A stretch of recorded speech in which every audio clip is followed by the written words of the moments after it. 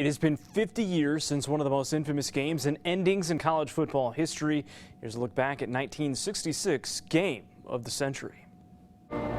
50 years ago, there was no hotter ticket in the country than #1 versus #2, Notre Dame versus Michigan State out at Spartan Stadium.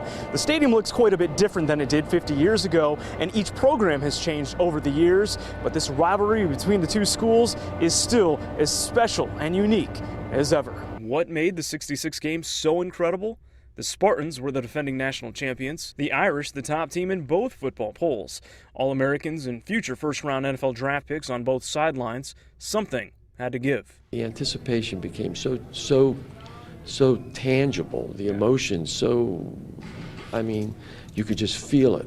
Bill Farraco is now known around East Lansing as a teacher and varsity football coach at East Lansing High School, but in 1966, the native of Pennsylvania was the backup quarterback on the team. I just remember being so emotionally involved in what was happening. It was almost like I was going to start the game, but that wasn't going to happen, and that's the way we all were. We were all tied so closely to this. If it wouldn't have been for Notre Dame kind of taking the air out of football, you probably wouldn't be here talking to me. It'd be just another game. But because of the way the game ended and so controversial, that everybody still remembers it.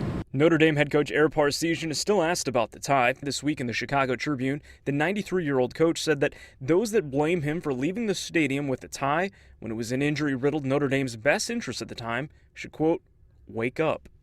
There was not near the emotions that you would associate with obviously a victory or obviously a loss, but it was just like almost like an empty feeling. It was what just happened, you know. But the game's ending is just another layer of intrigue on the 66 game. The players that forged through had a special bond. Came in here in 1963 as freshmen, and then we just kind of all hung together. We were all in the same dorm, and so I think that's kind of what kind of solidified the 65-66 teams.